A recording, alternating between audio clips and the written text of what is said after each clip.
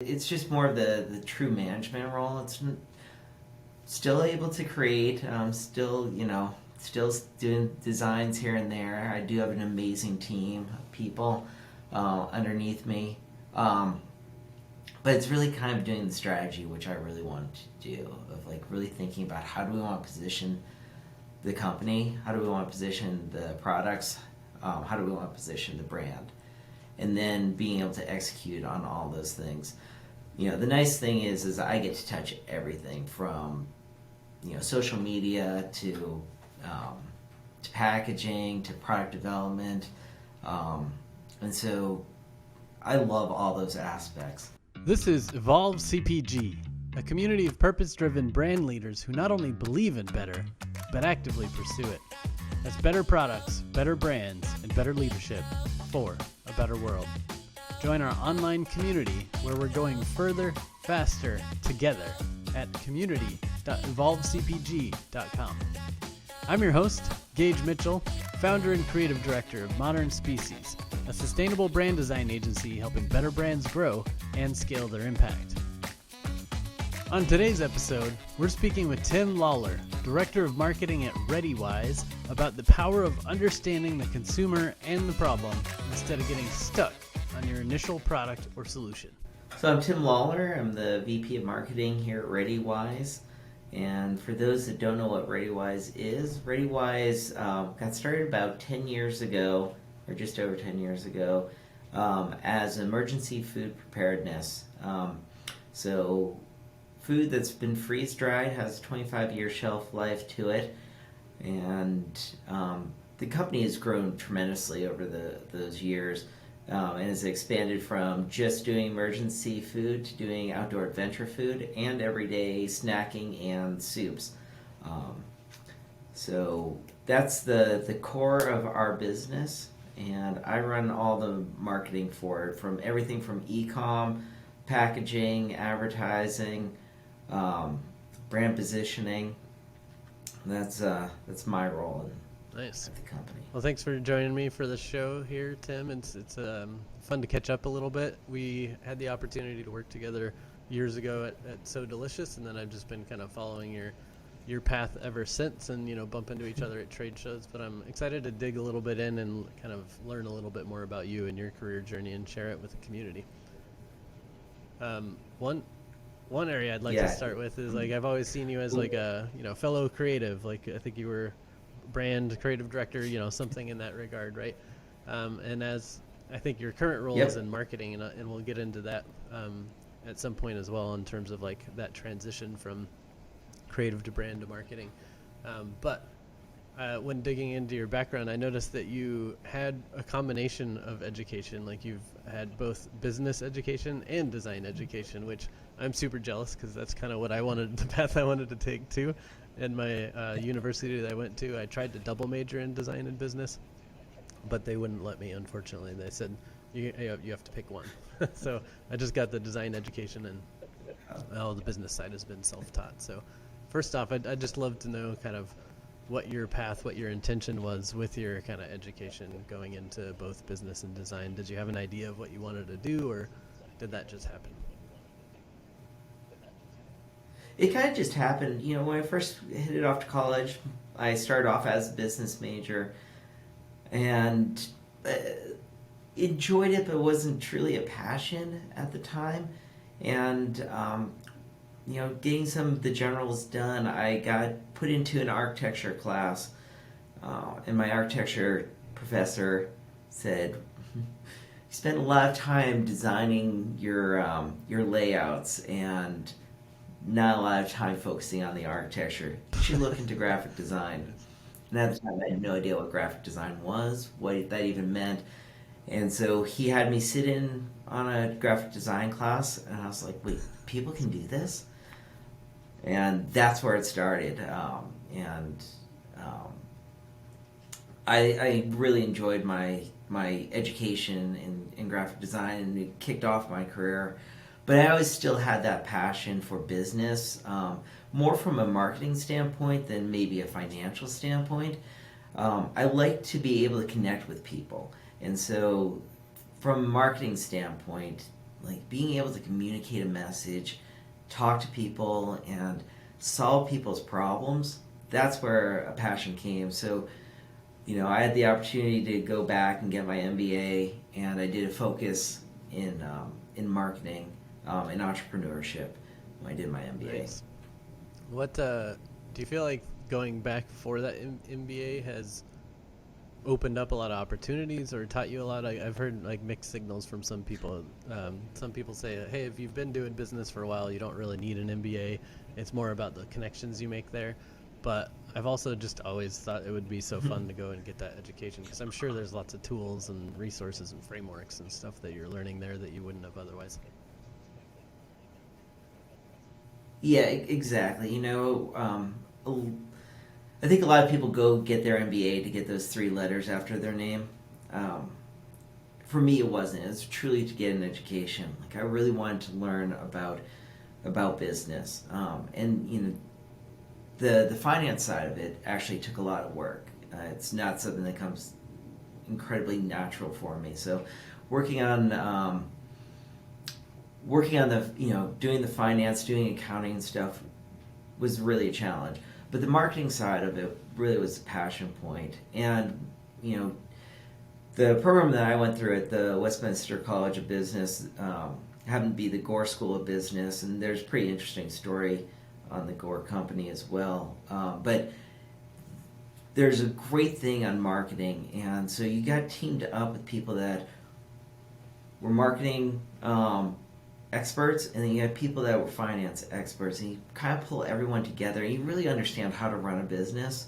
You get a lot of more sympathy, or you give a lot more sympathy towards the finance department or logistics, that I think from a creative standpoint you don't really take into consideration. Yeah. Back at the So Delicious, I wanted to make great looking packaging. What the cost of that was, I didn't care. I just wanted great packaging. I get it from a finance standpoint. I get it from a logistics standpoint. So it's having that broader understanding of the whole thing that's really kind of helped shape me, and it's also made me, my creative side has always been there. My analytical side has really had to come that out makes a lot on of this. sense. And speaking of kind of coming at it from a whole perspective, I noticed in your LinkedIn profile, it looked like you started out in agency side first, after you got out of school, and then you eventually kind of went in-house. So can you talk a little bit about like your early days in the agency kind of experience, what you did, what your roles were, and then how you ended up, how or why you made that transition to in-house? Yeah. So truly in college was where I really got started. I did an internship for a company called Tom Davis and Company. They did a lot of stuff for Reebok and New Balance, and then a lot of stuff on the financial side too, of like annual reports for like State Street Bank and Fidelity. They hired me on right after school, and so that kind of was the start of it. But brochures and annual reports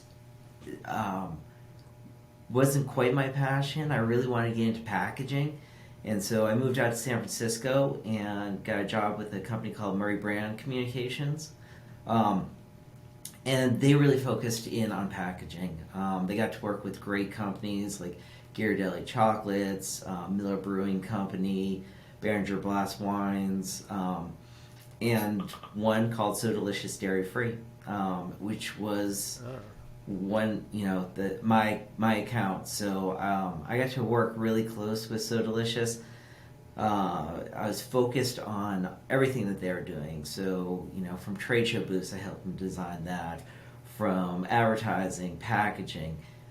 So it was really kind of encompassing, and I got to become really good friends with the VP of Marketing there, John Tucker. And in 2000, I think it was 2003, 2002, we were putting together a marketing campaign, wrapping an RV, and putting together all this stuff to do a road tour. And I jokingly said to him, "Who's going to be driving this thing?" And he's like, well, you, of course. And after joking for a little bit, a few days, he's like, no, seriously, would you be willing to do this? And I'm like, okay. So Nice. me and my wife at the time and our 18-month-old daughter packed up all of our stuff, moved into an RV, and traveled around the country, handing out So Delicious dairy-free products.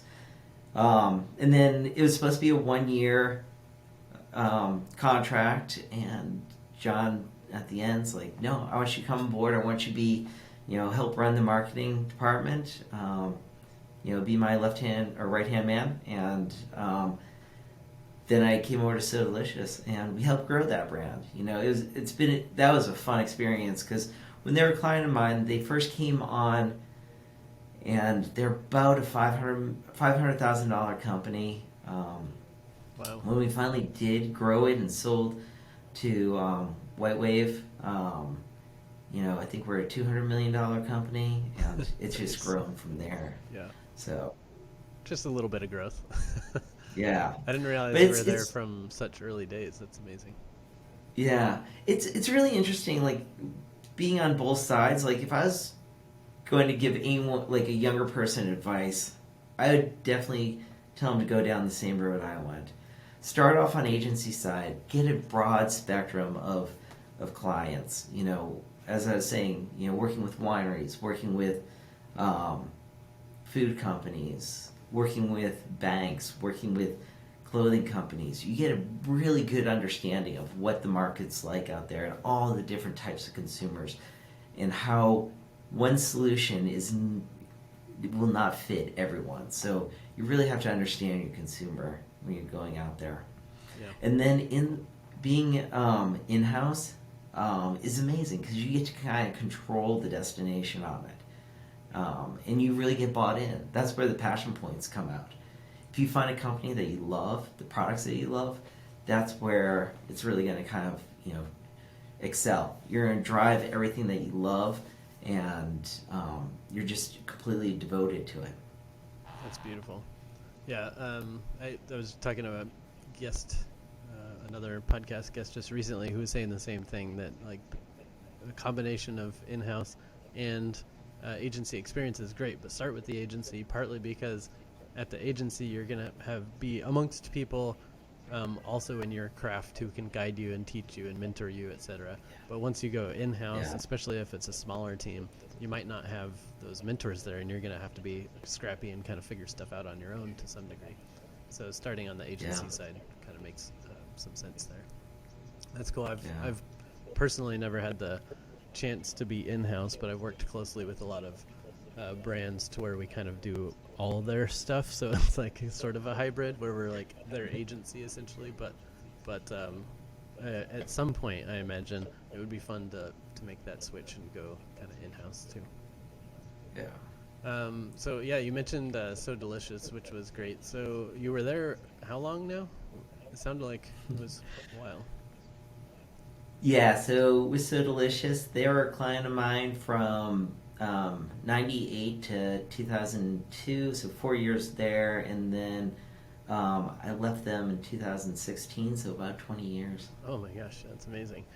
So it's probably a lot to recap, but were there any kind of, does anything stick out as like a shining moment, like a big achievement, something you were really excited about, proud of, beyond, the obvious win of that huge growth that you mentioned? Yeah, there's a bunch of things that kind of stand out.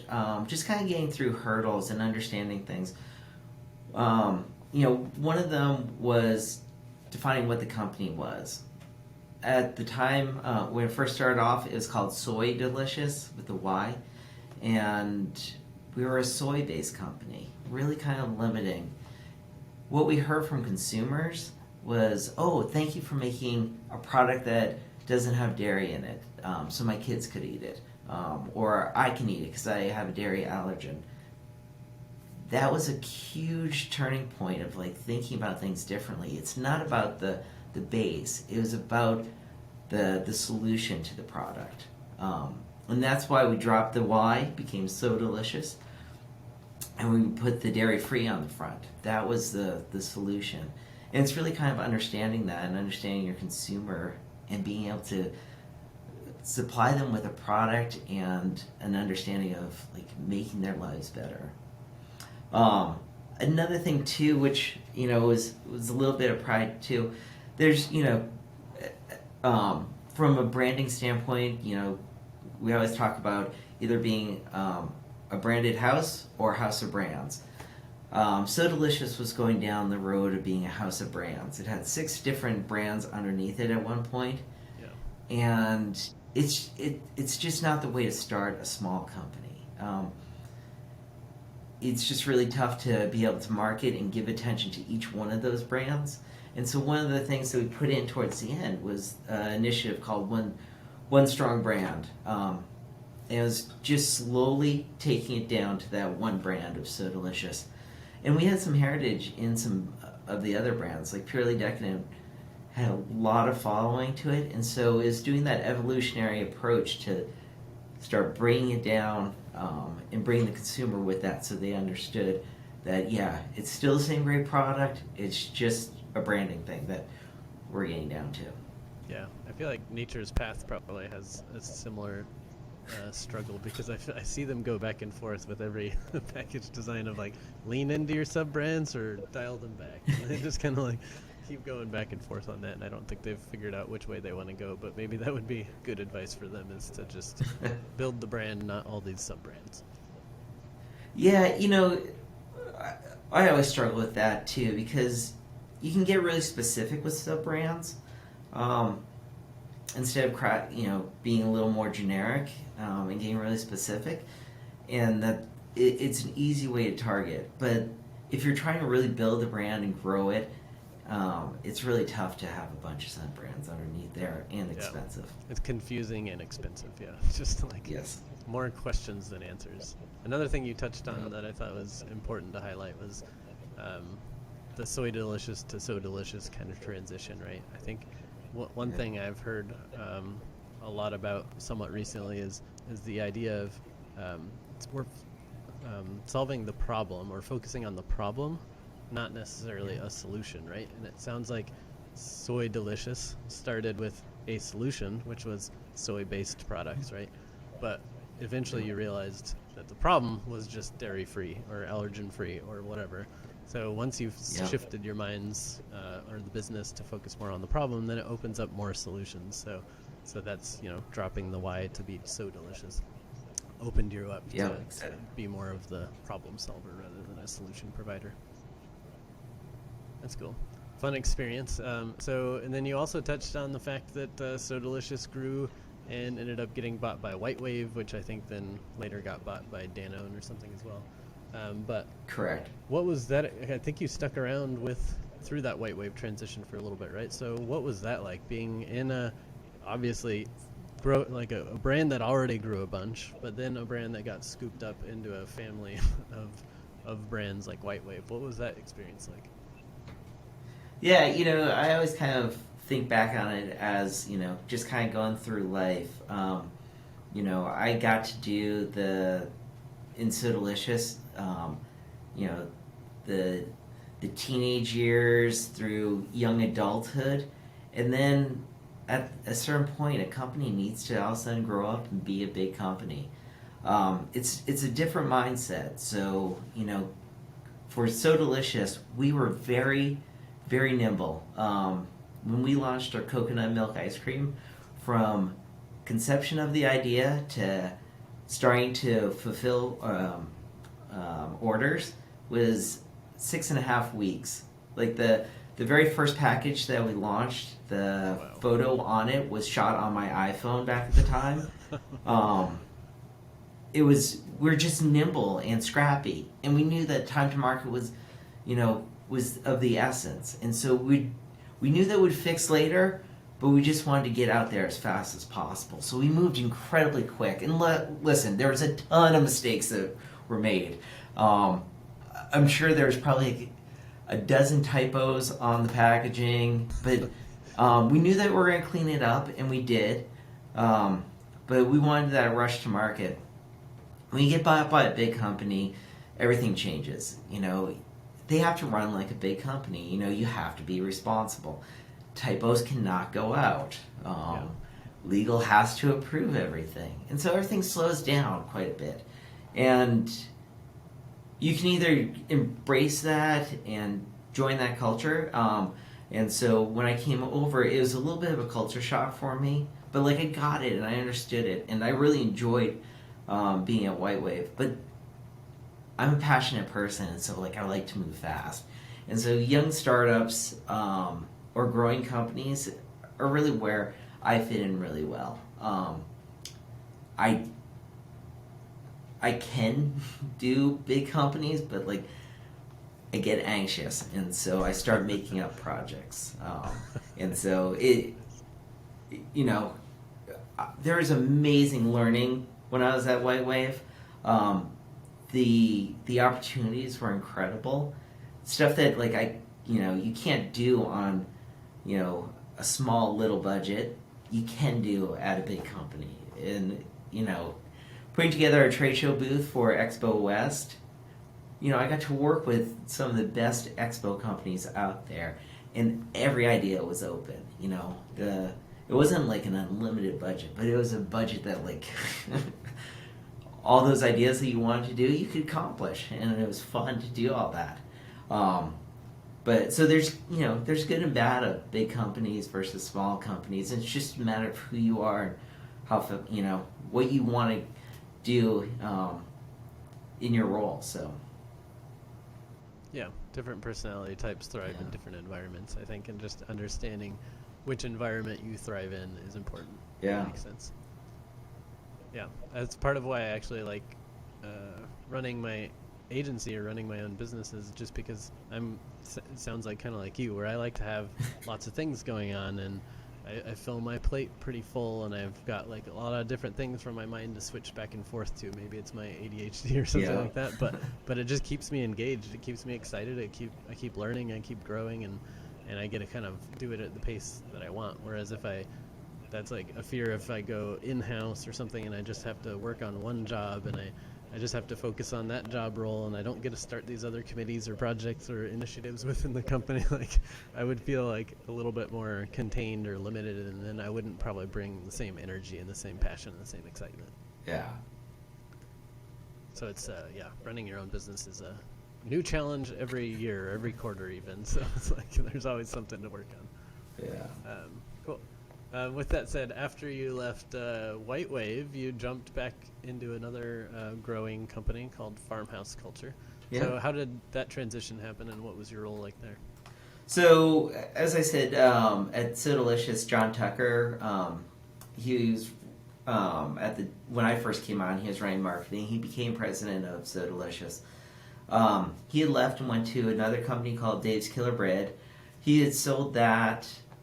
He was transitioning of looking for the next thing that he wanted to do. He had the opportunity to run Farmhouse Culture. He called me up and he said, "Hey, how are things going at White Wave?" I said, "Oh, they're good. It's not the excitement that I'm used to." And he's like, "Well, I have something that's exciting if you want to jump with me." And so I was game. I know John and I know what he can do. And so I was fully on board. And so I jumped over to that. And that was a good lesson in business. Because there's a lot of things that were, I think we did a great job marketing the product. From a manufacturing standpoint, it's it's sauerkraut. It was a tough thing to manufacture, especially in, we're kind of limited in our facility that we had. So that was a little bit tough, and there was, just a bunch of circumstances that happened to, hit us all at once. The legalization of cannabis in California wiped out a lot of our hourly employees. They all went over there. Oh, so wow. Okay. We either had to raise prices or raise wages. And it wasn't like huge margins to begin with, so that really played a factor into it. And then being in California is a tough one. it's an expensive place to run a business. So some things did not pan out on that, and so then John got the opportunity to go to another company called Elenos up in Seattle, great yogurt company, and he jumped, and then everything became uncertain. We did get a new CEO in, and he had to kind of, fix the business. So he kept a few people on, but anyone that was kind of higher up, we all kind of got let go, and that's where I decided let's find something that's going to be super interesting, and that's where ReadyWise jumped in. Nice, that's cool. Well, before we dive to ReadyWise, one thing I wanted to ask you about is the farmhouse culture. Kind of was doing a little bit of upcycling before the industry was talking about upcycling. So I remember that you had a lot of juices left over from the sauerkraut, so you ended up selling gut shots, and then the gut shot, I think, sold so well that you needed to make extra batches to create enough juice for the gut shot, so you had to figure out what to do with the sauerkraut, and you ended up making sauerkraut chips or something like that. What was that kind of experience like? Was it kind of fluid? Did it make a lot of sense, or did it cause more problems than it was helping, or what? It was a little bit fluid than it did cause issues. The nice thing was, they started off at doing farmers markets, and people would ask, oh, can I have some of the juice that, after you sell everything off, and they realized that there's a market for that. That's a great learning lesson. But then people love gut shots. That took, like you said, that took off more than the sauerkraut did. Because it was like a daily consumption. It was a shot to do, gut health. Whereas sauerkraut is more something that you fix with a specific meal. It's not something that it was thrown on everything, though during the time I was putting it on eggs, I was, everything I was putting it on. But then it's like, okay, now we have a new problem. What do we do with this? And that's where John's brilliance comes in. Is he's a visionary that sees what else is out there that we could do, and he tested a bunch of different things, all the way to sauerkraut yogurt. Oh wow! Yeah, there's fun stuff, but the kraut crisps, the chips they're phenomenal. They're just really hard to make and really expensive, and so that made it a hard proposition to get that product to really take off. Gotcha. That's such a fun story regardless, but yeah, I guess there's always just going to be pros and cons to some of those innovations, like cost or the processes, manufacturing, etc. But I love that story. I've told it to many people. Okay, so now you jumped over to ReadyWise. So tell us more about ReadyWise and your shift. I think this was the first role where you were more directly in charge of marketing, right? Like you'd been in brand or creative or other things in previous roles, but I could be wrong. Maybe you were already deeper in marketing. So at Farmhouse Culture, as things were going along, I did get moved up from creative director to marketing director, but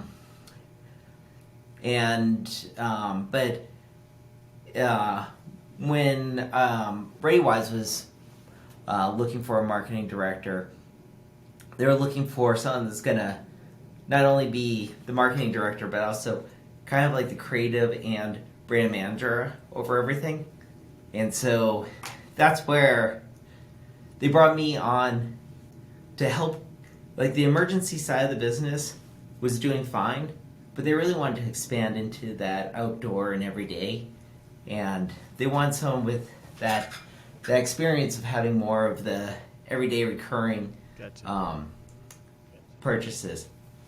So that's where we had to start thinking about the brand differently and the company a little bit differently.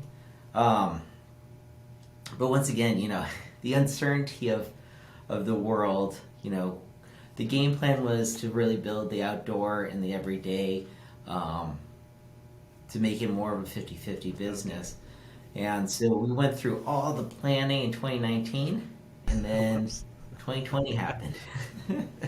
And you can imagine, our business exploded. It was, incredible. And so all the focus went back to emergency because that's where, people wanted to make sure that they had food.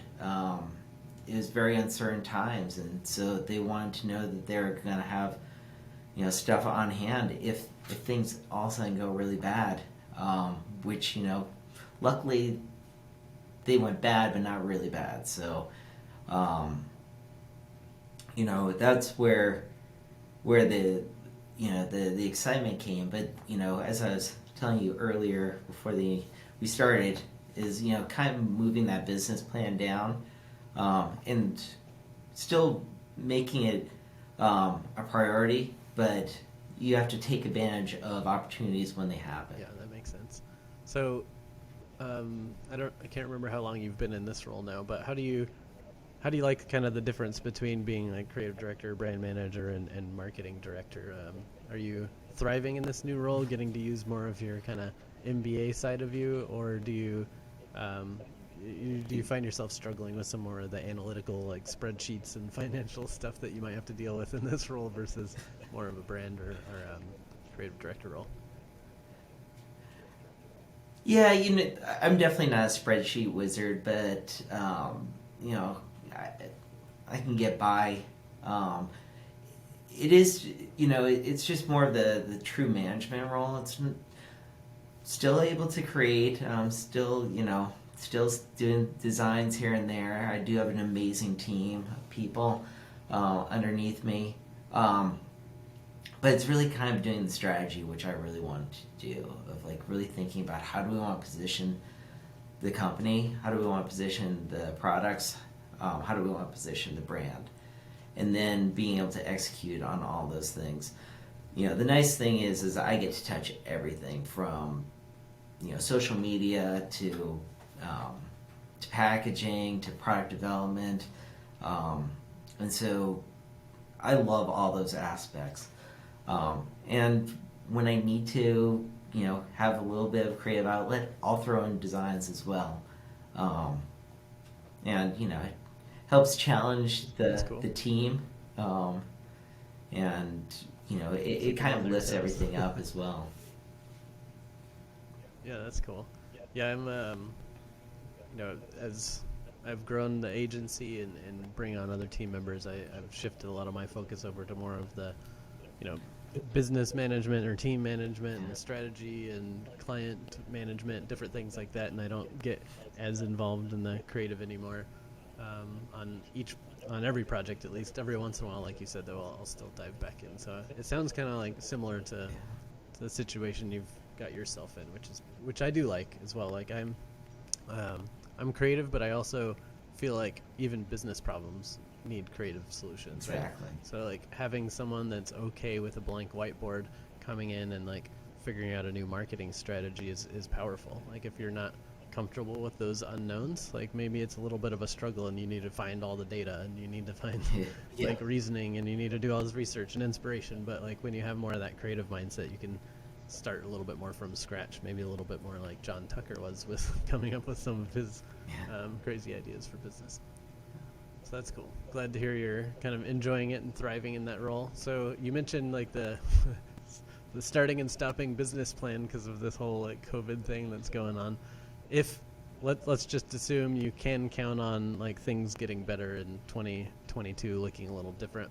Do you think your plan for the future of ReadyWise is to go back to that like 50-50 split, like try to have the kind of outdoor meals and the emergency prep?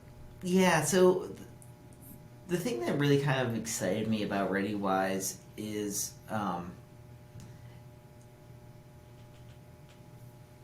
it's not just emergency food, and it's trying to get.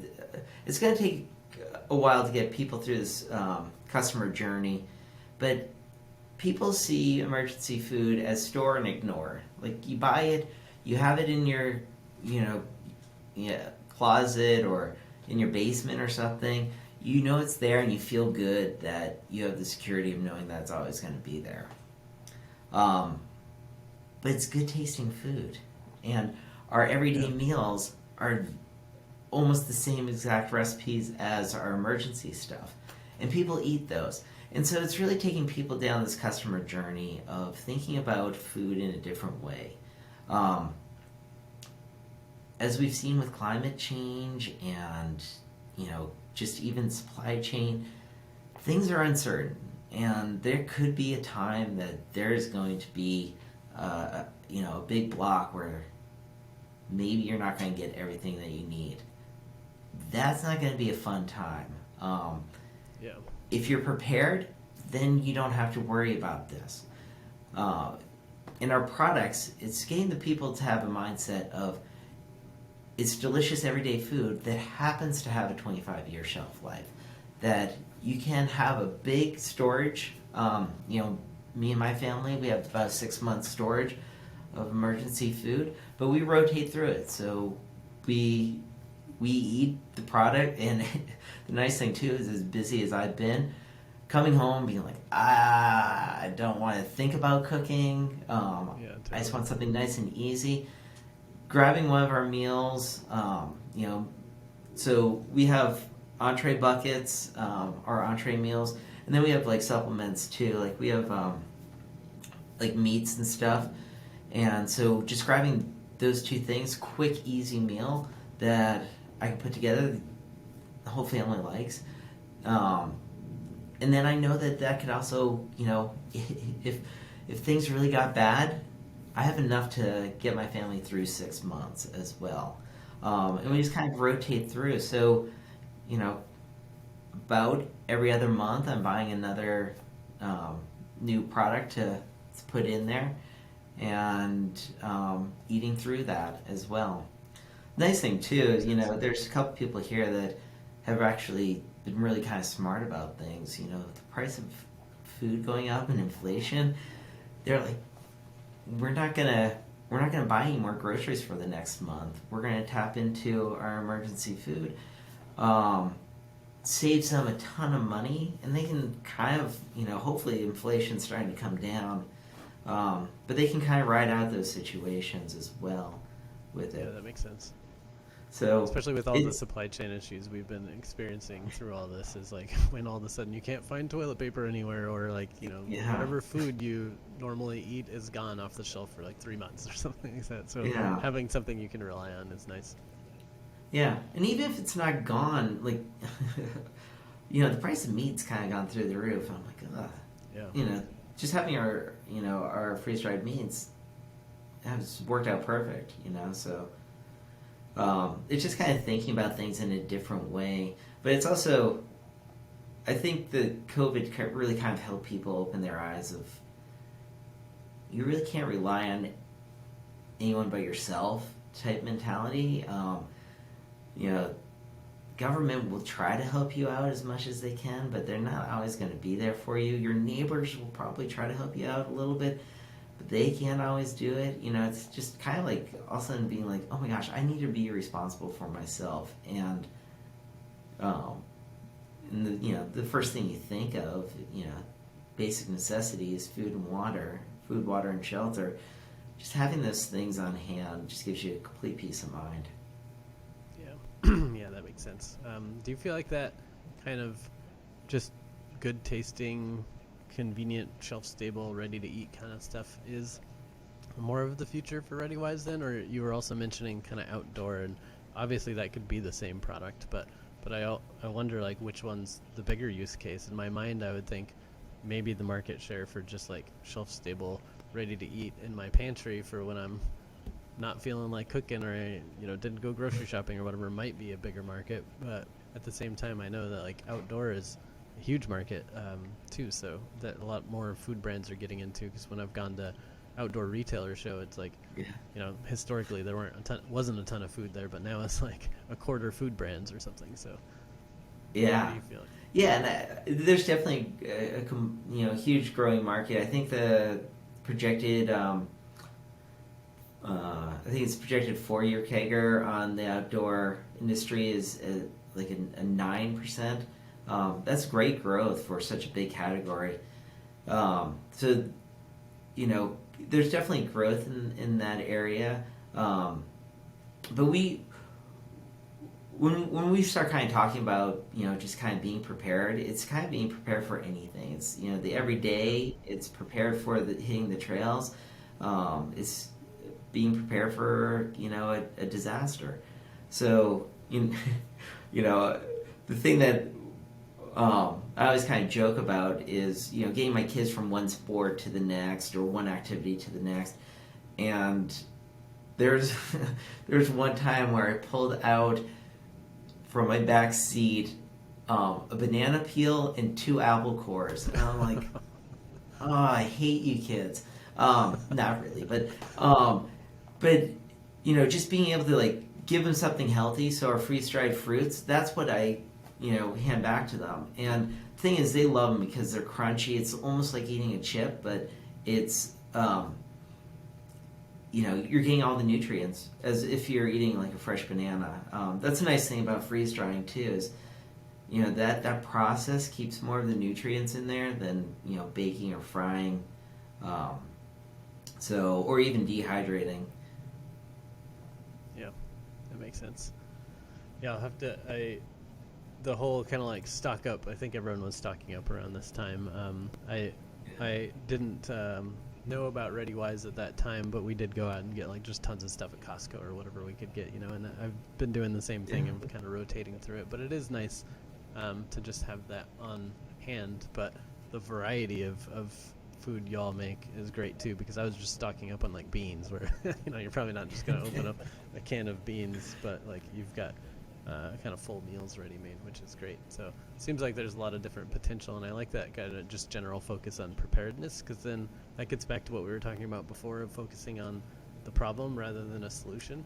Because if you're focusing on just being prepared, there's lots of different things the company or brand could make, whether it's food or other kind of gear or different things like that. So it opens up the brand to not being kind of locked into any one thing, which is great. Yeah, it's interesting to you know, I have 2 daughters that are off in college right now, and you know, one of the things that like I wasn't quite prepared for is them snacking and going out and stuff, and them worried about putting on the freshman 15, and so they started calling me. They're like, "You guys send me some of the fruits." I'm like, "Oh, okay." So, you know, this was like you know, a problem that like I didn't quite see until I got into it. But there's, you know, a huge opportunity to help college students have some decent snacks that are healthy, instead of like taking down chips or going to Taco Bell every night. Yeah, so it's yeah, that's a great market, because like ramen noodles or other things are like so popular, because you can get like a little hot pot or hot plate or something like that for the dorm, maybe, if they would allow that. But like there's only so much you can do in your dorm room, so having more of like actually good, nutritious, tasty stuff that's ready to go, so you're not just like slurping down 25-cent ramen noodles all the time. Yeah. And so that, you know, that kind of brings up the point of like just listening to consumers and, you know, helping them, letting them help drive the products and the brand. And what we found out, you know, especially like when going back to the outdoor stuff, we had 8 products in the outdoor line to initially start with, all meat based, and we went to outdoor retailers, and it's such an eye-opener when people, you know, so many people came up and like, "Oh, would you please make a vegan, you know, just one vegan option?" I'm like, okay. So we came out with 6 different vegan options on that, and they've taken off. But it's not just, you know, it's kind of like that mindset that So Delicious had of like, oh, it just needs to be made for vegans. No, everyone loves these products. They're just great tasting, that happen to be vegan as well. Yeah, that makes sense. That was a good transition too to like something I was thinking we could wrap up with. You've had a lot of different roles, from design, creative to brand, marketing management, etc. But then you've also worked at companies at different stages and sizes. So you've got like amazing kind of experience there that could help a lot of other brands or other leaders. So I'm curious if you could pick like 3 bits of advice that you would kind of start with for others, either other marketing directors or other brand managers or something like that. What kind of advice do you think you would share that's kind of like held true across those different roles? Yeah, so the first one for me, and this one has always been like the strongest one for me, is to build a great team. It's not just getting talent in, it's actually forming relationships with everyone in your team, and helping each other out. It's so delicious. We helped each other out through divorces, through cancers, through losses as well, and everyone was there for one another, and that really makes a strong team. And because we're so strong, we all worked incredibly well together. And so I've always tried to take that with me wherever I go. So here at ReadyWise, we go out and we do team buildings, and they're not forced team buildings. We go out there and we just try to do things that are fun, and then it's also just like taking an active role in their personal lives as well. Things are hard. Hey, come talk to me. Let's I'm here for you. Not as a boss, as a friend. I'm here to help wherever you're going through. And if work's part of the issue, let me help make it so it's comfortable.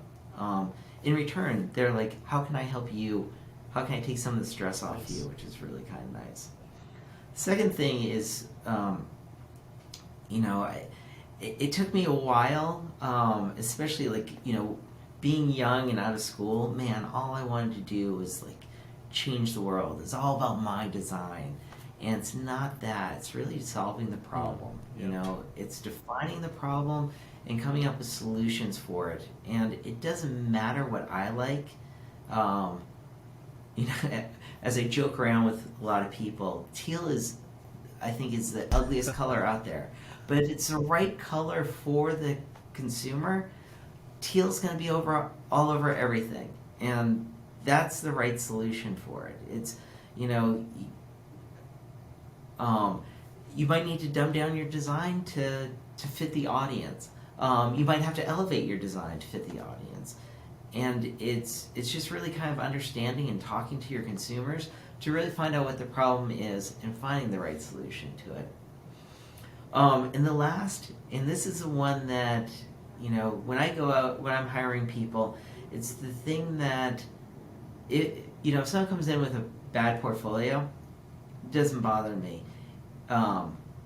If they don't have passion, then I will not hire them. I need passion. And you find passionate people, and make sure that they're passionate towards the thing that you're doing. Make sure that they believe in readiness, that they really want to help people out and give people peace of mind. And if they're really bought in on that, not just oh, it's a job, I'll take it. You can't teach passion. It's really hard. So you have to find those people that are passionate about things and really want to get things accomplished. And luckily, I've had a lot of incredibly passionate people around me that I got to see what that looks like and knew how to hire towards those. Yeah, that's important. I feel like especially that's one of the main differentiators of the smaller kind of growing brands versus giant corporations is that the smaller growing brands are usually all people who are really excited, passionate about the problem and looking for solutions, and maybe they are their own customer, right? They're using it and they connect with other people who use it, whereas often these bigger corporate brands, they have to do so much research on the user because they're so disconnected from that user. They've probably never touched the product once personally, other than through product development research or something like that. So it's just a whole different animal. But I think that, to your point, that passion is not only good for the team and good for you as a manager or whatever, but I think it's also just great for the brand because those brands usually grow a lot faster. than the other brands, and it's because they're just so much Yeah. more connected to the real problem in the consumer. Yeah. Yeah, you stated it perfect. Well, that's awesome. It's fun kind of following along on your journey over the years, and it was great to like dig in and chat a little bit deeper like this. And I appreciate what you've done at these various companies, brands, etc. Like you always have good taste in where you end up working. Like it seem like great companies and good products and stuff. And I appreciate you coming on the show and sharing some of your wisdom with the community. Can I ask you a question? So you got to interview a bunch of people. What's some of the biggest learnings that you've you found through this podcast? You know, I was actually thinking about doing an episode on like lessons learned or something like that at some point. Cool. I hadn't gone and like broken down all the episodes and tried to think about what those commonalities are yet. But what I'm finding is like one note, and it's kind of similar to yours, is like there's career journeys are just these interesting, dynamic, moving, changing, flowing things where it's usually not like this, I went and got a degree in this thing and then I just did that thing for the next 30 years. You know, it's like, it's really rich. And I think that's part of what I love about hearing people's background is that you hear about this thing they did 20 years ago that is actually what got them this job now, or how they kind of followed their passion for this particular thing they're interested in, and somehow that ended up becoming their career. Or it's about the people you meet, or the lessons you learn, or the things you do in this company that helps you really rock it over here in this new company. So it's just about that progress over perfection kind of mindset of like just keep moving forward and do things you're interested in, do things you're passionate about, kind of like what we're talking about, and then great things come from that, you know, because you've kind of built this unique recipe of skill sets and passions and knowledge and interest and experience that you alone have and that nobody else can replicate. So it's like a rich career, I think, is something that's common amongst a lot of them. But yeah, we've interviewed founders, we've interviewed marketing directors, sustainability directors, like SEO consultants, like just a bunch of different people, and it's really interesting sharing all their wisdom with the community and seeing how people respond to it. So I guess I'll plant that seed there, or I'll stop at that point, but I'll follow up at some point with like a more of a recap episode or blog post or something on like common things that I hear across all these interviews. But yeah, it's just fun to just really have conversations with people and hear their backstory. Yeah, that excites me too. Like I'm excited to hear more about what you've learned from them and dive into some more of the podcast as well. Yeah, we've got I think this one's going to be like episode 51, I believe. So like it just started like I never thought I was going to be running a podcast per se, but the community, I was listening to the users, asked them what they wanted in this like little community we're developing, and they asked for podcasts and YouTube. So I just started doing it, and it's been kind of a fun growth moment for me too, of just even learning how to do this. Like just either from technology to editing That's to awesome. distribution to like marketing it or whatever. It's been a fun journey, so I'm excited about that. And actually we've got a group of 6 MBA students from the University of Washington, I think the business school up here, who are about to kind of do a little bit of research on this community and podcast and kind of help figure out like what's working, what's not working, where to go next, etc. So I think it's just been kind of a fun journey and watch it unfold with no idea where it's going to go necessarily, but you know, I'm just along for the ride. So fun experiment, I guess. That's excellent. Cool. Well, thanks again for coming on the show and taking some time out of your schedule. Thank you so much for having me. Cheers. Thanks for listening. If you'd like to learn more about ReadyWise, go to ReadyWise.com.